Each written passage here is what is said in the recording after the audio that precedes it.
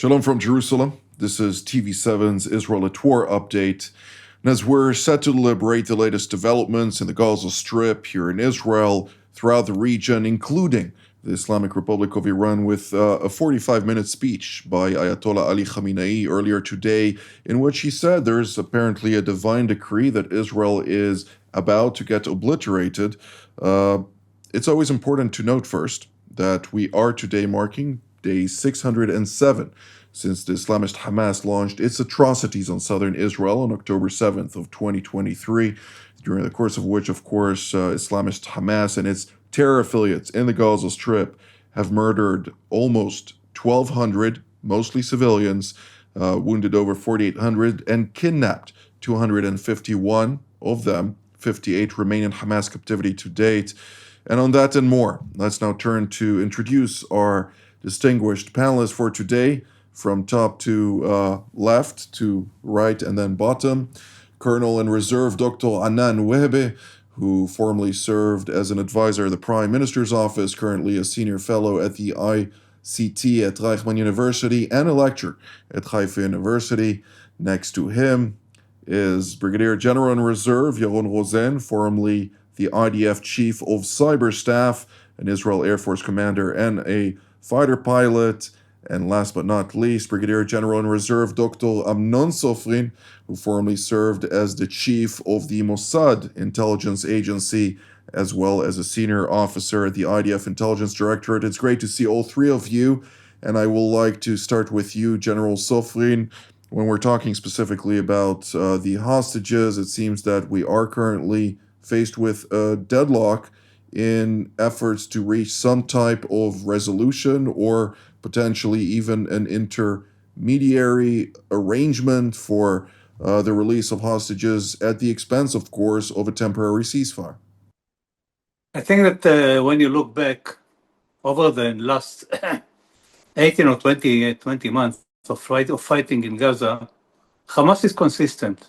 It always demands, and it keep on demanding, that the release of all the prisoners will be only if the war in Gaza will stop, the Israeli forces will withdraw from Gaza and leave Gaza for its own. Hamas doesn't claim that he's going to control Gaza. He says that will cooperate with anyone who is going to control this strip, of course. But I'm here, and I'm here to stay, and I don't intend to leave. And on the other side, Israel is not willing to go for this formula that Hamas is not designing. Hamas, as I understand, demanded the ceasefire of at least 7 years to be assured by the Americans. And Israel says it's not acceptable. Of course, we don't want Hamas to stay in power for 7 more years because it endangers Israel. And we are still in kind of what we call some friction in negotiations on trying to revive the negotiations and to get to some formula that in the end will bring the release of the people in prison in Gaza. But it doesn't work so far. And on the other hand, Hamas is busy now trying to survive as a ruler of Gaza. The fact that you have these stations of delivering food and medical treatment for people in Gaza, that what we call deteriorate the capability of Hamas to control Gaza Strip. On one hand, on the other hand, convoys that are getting in are being robbed by people of Gaza, and Hamas is kind of losing control, is now focusing on that, trying to survive and trying to revive is what we call capability to control Gaza on the civilian side, and leave the negotiation with the Israelis for next phase. Indeed. Well, as we mentioned during the last time you blessed us with your presence, the 27th of May marks a turning point in which we see really a shift, not only in the fact that the distribution centers were erected, turned operational, and have been proven successful to date in really taking away from the Islamist Hamas its capacity to seize the distributed aid for its own military purposes. Also, we're seeing an increase from that specific date of clans, particularly in southern Gaza, saying that they're no more willing to accept the Islamist Hamas as its ruler, and therefore they're willing to go out and defy Hamas and go as far as even fight Hamas with dozens, if not hundreds, of new militants coming into the theater to basically seize control of the various territories that their clans control. This, of course, proves to be a significant moment for Hamas in its aspirations to survive, because if it loses control from all kind of pockets of land in the Gaza Strip, it will no longer be able to maneuver freely, and therefore there are going to be dire consequences to its aspirations.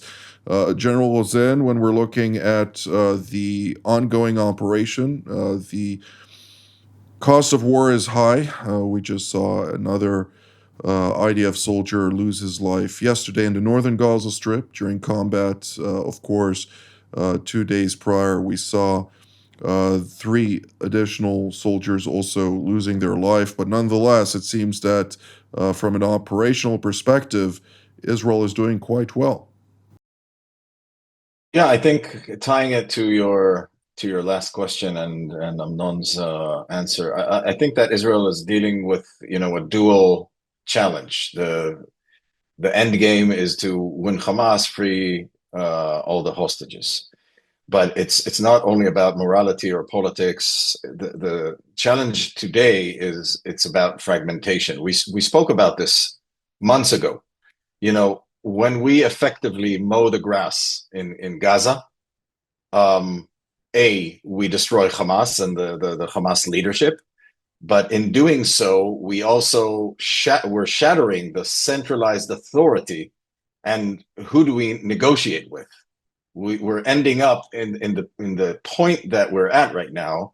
And again, as you said, the military maneuver is successful, slow, successful, very, very, from all directions.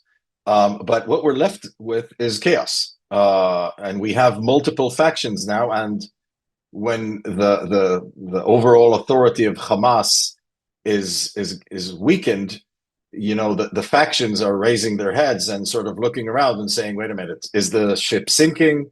Are we losing our authority over power? Are we losing our authority over the economic incentives that tie the population to these factions, whether it is jobs, whether it is food, basic things. So moving forward now, Israel has two strategic options. One is by some kind of miracle, there's a negotiated breakthrough that Israel doesn't have to, as you said, it can't allow 7 years for Hamas to flourish now. And, then we go back to October 6th in a way. That is, I think, getting less and less likely. The other option, which I'm not seeing yet happening, maybe it is under the table, is sort of a divide and pressure, a fragmented strategy. So what Israel military and political and the US need to do is sort of divide and conquer now. We need to sort of try to pinpoint our pressure to specific factions that are the most likely to break first, to create sort of a story that they should break first because they're going to lose control. And maybe through the first one, this would be, the first sort of break of this dam or opening of this dam, and then the rest of the factions will follow. Might be the case. I don't know. Thank you, General Rosen. Colonel Wehebe, when we're talking about the factions in the Gaza Strip, you're quite familiar, of course, with all those factions and their intricacies. There is a lot of bad blood in Gaza between the separate factions from the early days of 2000, when Hamas seized control initially through the legislative elections, when it managed to secure merely 2 or 3% more than their Fatah rivals, and all the while we're also seeing that those separate factions now have the opportunity not necessarily to break away from quote unquote the mukawama, the resistance, which everybody does not want to do because that would picture them as so-called collaborative with Israel per se. But nonetheless, they are seeing the sinking ship, as General Rosen just mentioned, and they might use this opportunity to really go from more of a Machiavellian approach into a mode of saying we might become the next rulers of Gaza. Yeah, at the moment, we can see that Hamas really has no clear picture regarding his future. We know, we can see that Hamas is under a very heavy military pressure right now in Gaza. It seems that he is close to some point that can suddenly collapse with the military capabilities in the and everything will end up with the total occupation and control of the Israeli forces. It's the worst scenario that Hamas can imagine after this long war. It's not the military war on Gaza and who is going to dominate the day after Gaza. It's a campaign of the brotherhood in the Middle East that in this confrontation they have to achieve something that they can sign as an achievement either in the Palestinian sphere and in the total region. Whereas right now a new political order is evolving, and we can see that they are colored right now as part of the Iranian acts, and not to forget that the moderate Islamic world is fully planning right now and waiting to resume the Abraham Accords and to continue the peace track to Syria and Lebanon. And this is very much contradictory to those voices from Hamas. So it's still unclear. And I think that in this case right now, Hamas is losing power, is trying, yes, to survive maybe the next day, and each day can come with some maybe new horizon, which is not happening at the moment. There is his legacy, and on the other hand, Hamas is losing legitimacy inside Gaza with the local people that are turning to the international community in order to leave Gaza. They cannot be under this kind of regime anymore, and they have no hope. So it's a very, really dark situation for Hamas. The Brotherhood, the brothers in Egypt are also opening an eye on that, and this confrontation is not between Israel and Hamas. It's a confrontation inside the Islamic world where this ideology is losing power right now, and there is the rise of the moderate voices in the Arab sphere. A campaign of the Brotherhood in the Middle East, you stated, and I quote you here, in reference, of course, to the Muslim Brotherhood. Now, it seems like yesterday there was also quite an interesting development in the evening when, according to circulating reports, circulating not necessarily in public media, Muslim Brotherhood elements that were banned in Jordan and pushed to the Deraa region launched a couple of projectiles in the direction of Israeli territory from Syria towards the northern sector of Israel, namely the Golan Heights. General Sofrin, it seems like this is not necessarily a new front, but nonetheless, it does indicate that the Deraa region, including somewhat west of Deraa in the direction of Rif Dimashq governorate, the various Islamist elements there, including under Ahmed Ode, including under other jihadist leaders who have been very quite proactive in the war in Syria proper since 2011 to date, are looking at Israel and potentially exploiting the current fluidity of the situation to confront the Jewish state. I'm not sure it is it relates to the Muslim Brotherhood because the rockets were probably launched from the area of Tassil, which is about 12 kilometers from the Israeli-Syrian border. In this area, we know that there are people or groups of Hamas and other jihadists that are located there, and they probably launched these rockets into Israel. And these were two Grad rockets, which is not very accurate. Didn't cause any damage. It hit the ground in the Golan Heights, in the southern part of the Golan Heights, without causing any damage. Nevertheless, it proves that, first of all, Syria is not stable yet, and the new government, the new regime has to stabilize this country, and they're trying to group everyone, every minority or every group that has its own armed capabilities to join the armed forces. These ones are not going to cooperate because they have other agenda. They're against Israel, and they don't like the Israeli presence on the side of the Syrian border. Our deployment there, what we call the formal deployment on the Syrian soil, and therefore they try to react. And now it is what we call a mutual problem of ours, meaning our troops are being under risk of another attacks. And we knew that in the past few months, we had some new attacks coming out from this area probably. And on the other hand, it is a problem or a challenge of the new regime to try to get rid of them or to try to get control on them and to avoid this kind of attacks on Israel, because Mr. El-Shara yesterday, after this event, declared that this is what we call deterioration, a risky deterioration against what we call the state institutions and its sovereignty. That means that you are endangering us, the Syrian regime. Indeed.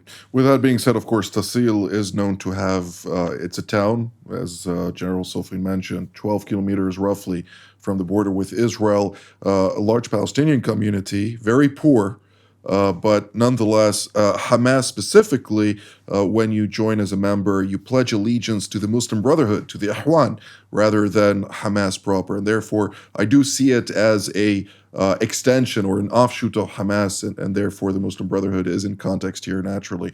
By the way, this organization that declared responsibility for that, or admitted or even published that it is the one beyond, called itself the Battalions of the Shahid Muhammad al-Def, the late leader of Hamas military wing in Gaza Strip that was eliminated by Israel.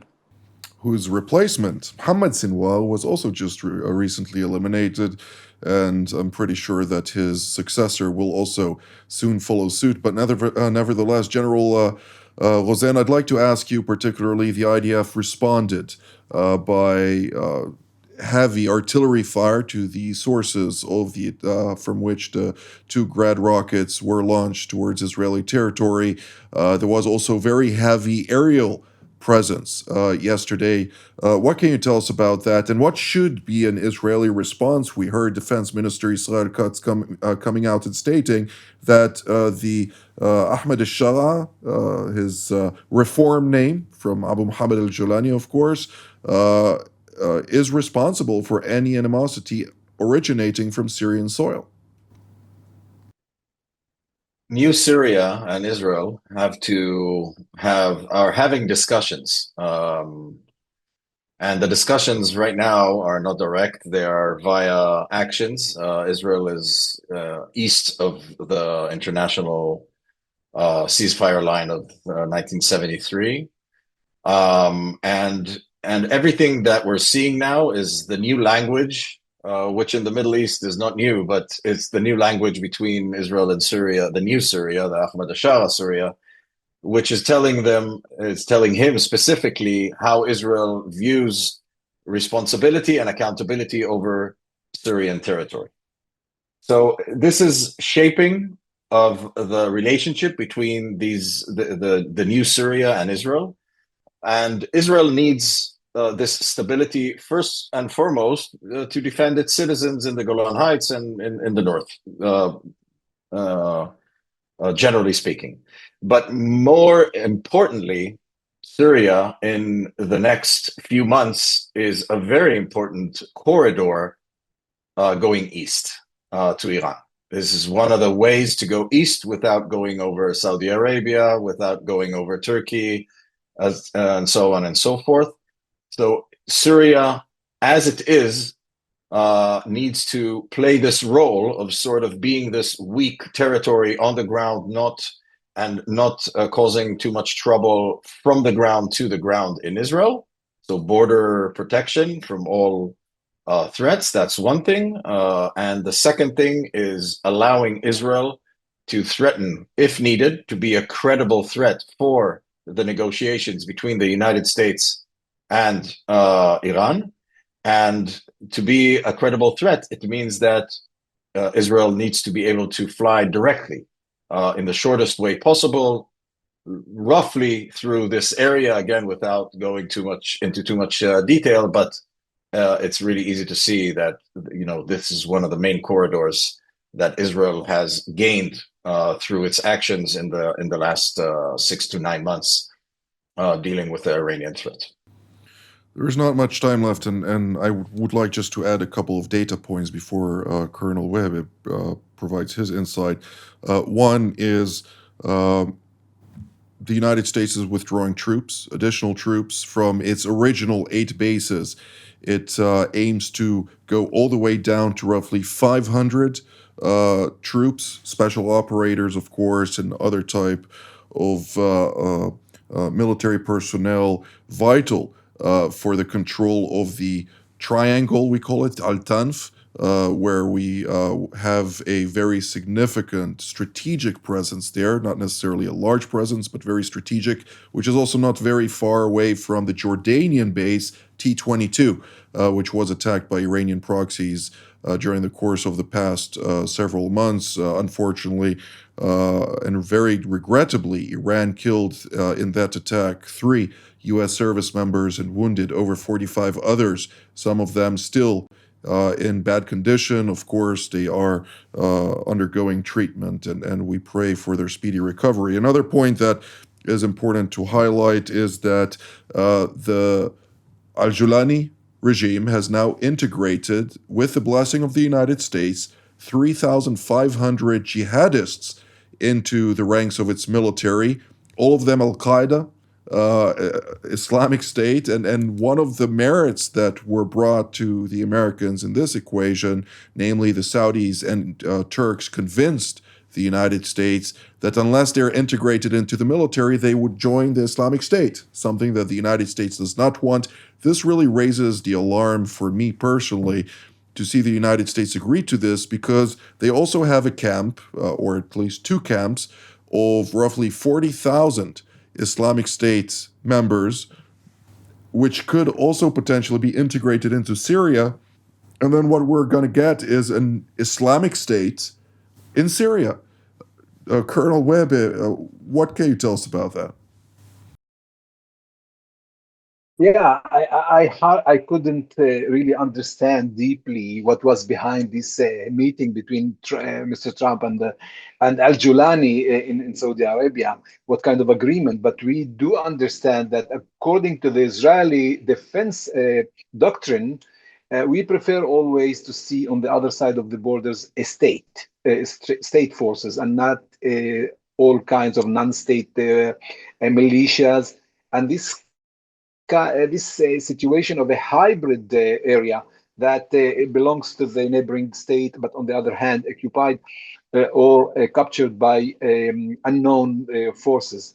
It's very risky, because they tend, once again, to use the Israeli borders as a strategic asset again. And this can go to further escalation, and you find yourself acting on the other side of the borders. And it's very risky for the stability of Israel, and all other regional forces can exploit this kind of situation for their benefit. So it's very risky. Israel should put a strategy to shape the area, to shape the rules of engagement with the other side. And at the moment, Israel has captured the buffer zone and the Harman Mountain. They are calling the Al-Sharia forces not to come to the south, but on the other hand, there is no clear strategy. Is it an alliance between with the other minorities, with the other southern forces, together with Jordan? A strategy has to be put in order to come with a new balancing that can secure the stability of this region. That is very much risky. This junction that it cuts off the Iranian access to Lebanon and to the Mediterranean. This is also the junction where the Turkish forces might be dreaming to build this bridge towards the Arab Gulf. And this is a new strategies, not only one strategy of the neighboring, maybe regional forces, and Israel has to hurry and to decide what is really the strategy in Syria. Well, Israel has a strategy. Jerusalem adopted that by the Security Cabinet, and I believe it to be a good strategy. Unfortunately, the implementation is lacking, and that is a different story. Of course, Israel has been open about the fact that it will not accept any forces 80 kilometers from the border. Of course, that is something very significant. And the strategic artery of M5 that goes all the way from Damascus south to Jordan through Deraa along the border with Sweda Governorate is also something that Israel will maintain a very close eye to, since it has significant strategic ramifications to that. With regard to the Iranian topic, unfortunately, we don't have more time to discuss that for this edition. Nevertheless, I do encourage our viewers to watch tonight's TV7 Israel news edition, where we will provide you full insight into the who said what and the whole context to the latest developments with regard to Iran. So with that, I'd like to thank General Sofrin, General Rosen, and Colonel Wehebe for all of your insights, and I'd like to thank all of you at home as well. Until our next edition, from here in Jerusalem, Shalom.